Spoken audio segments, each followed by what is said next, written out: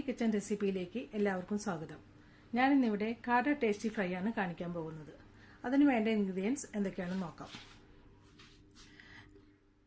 കാട വേണം, കുരുമുളക് പൊടി, മഞ്ഞൾപ്പൊടി, ഇഞ്ചി വെളുത്തുള്ളി പേസ്റ്റ്, ഉപ്പ്, വെള്ളം ആവശ്യത്തിന്, സോയ സോസ്.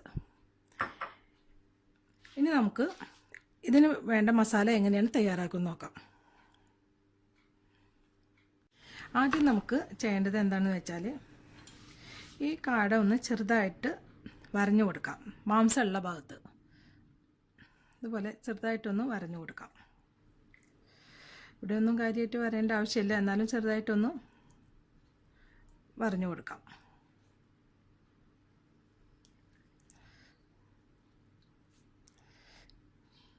കൂടുതൽ ഈ മാംസമുള്ള ഭാഗത്ത് നമുക്ക് വരഞ്ഞു കൊടുത്താൽ മതിയാവും. അപ്പോൾ നമുക്കിതെല്ലാം ഇതേപോലെ വരഞ്ഞെടുക്കാം. ഞാനിവിടെ കാടയെല്ലാം വരഞ്ഞു വെച്ചിട്ടുണ്ട്. നമുക്കിനി ഇതിന് വേണ്ട മസാല തയ്യാറാക്കാം. അതിനുവേണ്ടി ഇതേ വലിപ്പമുള്ള ഒരു ചെറിയ ടീസ്പൂണാണ് ഞാനിവിടെ എടുത്തു വെച്ചിരിക്കുന്നത്.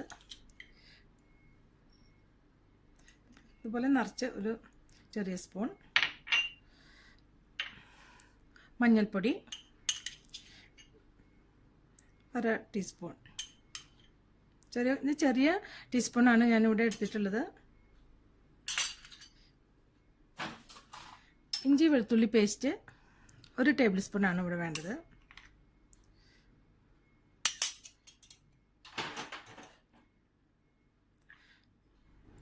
ഉപ്പ് ഇതുപോലെ ഒരു ചെറിയ സ്പൂൺ ഞാൻ ഇടുന്നുണ്ട്. പിന്നെ നമുക്ക് മസാല നോക്കി ആവശ്യത്തിന് ഉപ്പ് വേണമെങ്കിൽ ചേർക്കാം. സോയ സോസ്, ഡാർക്ക് സോയ സോസാണ് എൻ്റെ കയ്യിലുള്ളത്. അത് ഇതേപോലെ തന്നെ ഒരു ചെറിയ സ്പൂണാണ് ഞാനിവിടെ ഒഴിക്കുന്നത്.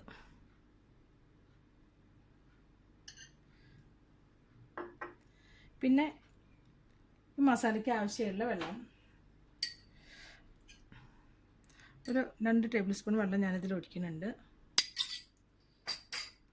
ഇത് നന്നായി മിക്സ് ചെയ്യണം.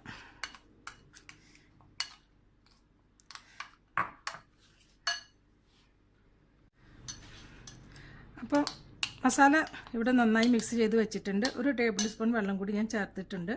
ഇനി നമുക്ക് വരഞ്ഞു വെച്ചിരിക്കുന്ന കാടയിലേക്ക് ഈ മസാല നന്നായി ചേർത്ത് കൊടുക്കാം. ഇതേപോലെ ഈ വരഞ്ഞു വെച്ചിരിക്കുന്ന മാംസമുള്ള ഭാഗത്ത് നന്നായി പരട്ടണം. ഈ ഭാഗത്തൊക്കെ ഉള്ളിലോട്ട് നമുക്ക് നന്നായി പരട്ടി കൊടുക്കണം. എന്നാലേ ഇത് ഫ്രൈ ചെയ്ത് കഴിക്കുമ്പോൾ നല്ല ടേസ്റ്റ് ഉണ്ടാവുള്ളൂ.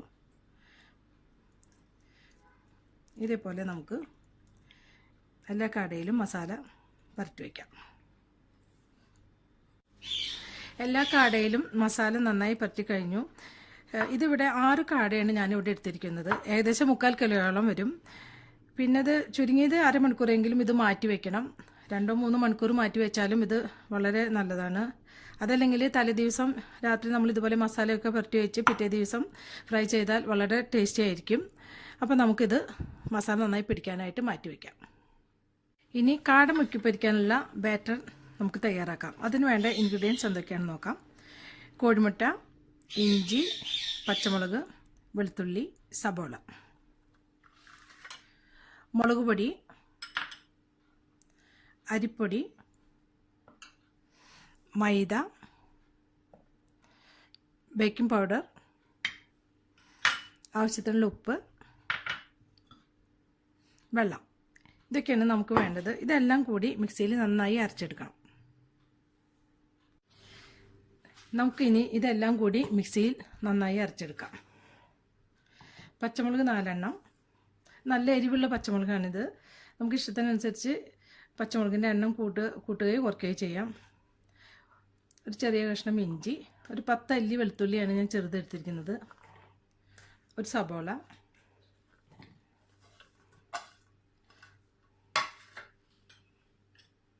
ഒരു ചെറിയ സ്പൂൺ മുളക് പൊടി,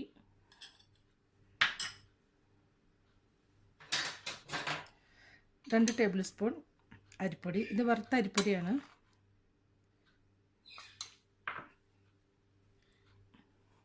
മൈദ 4 ടേബിൾ സ്പൂൺ,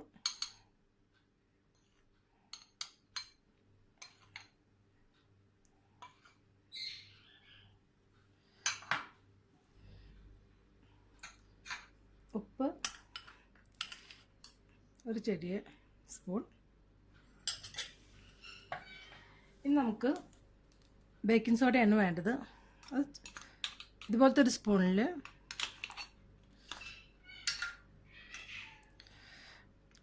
ഒരു 1/4 സ്പൂൺ മതിയാവും.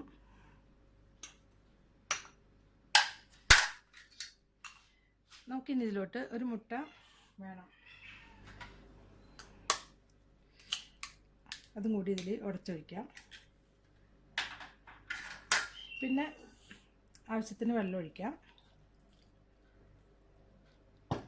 ഇത് നന്നായി മിക്സിയിൽ അരച്ചെടുത്ത് നമുക്ക് കാട ഇതിനുമായി ചേർത്ത് വയ്ക്കാം.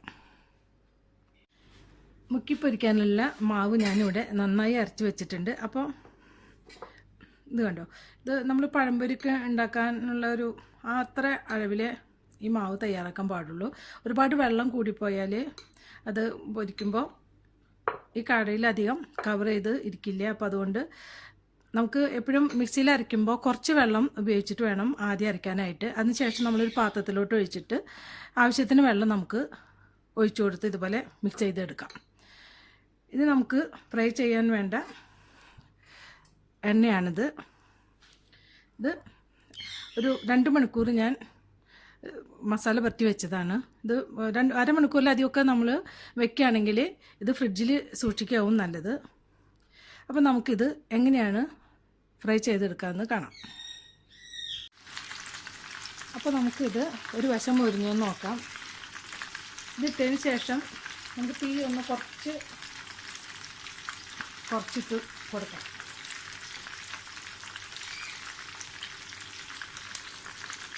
അപ്പോൾ നമുക്കിത് ഒരു വശം ഒന്ന് മറിച്ചിട്ട് കൊടുക്കാം.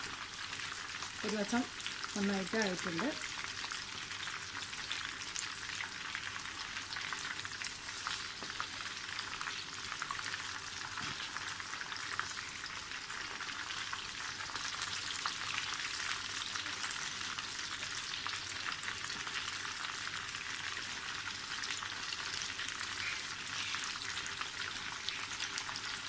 ഇതേപോലെ മറ്റേ വശവും മുറിഞ്ഞു കഴിഞ്ഞാൽ നമുക്കിത് മാറ്റാം.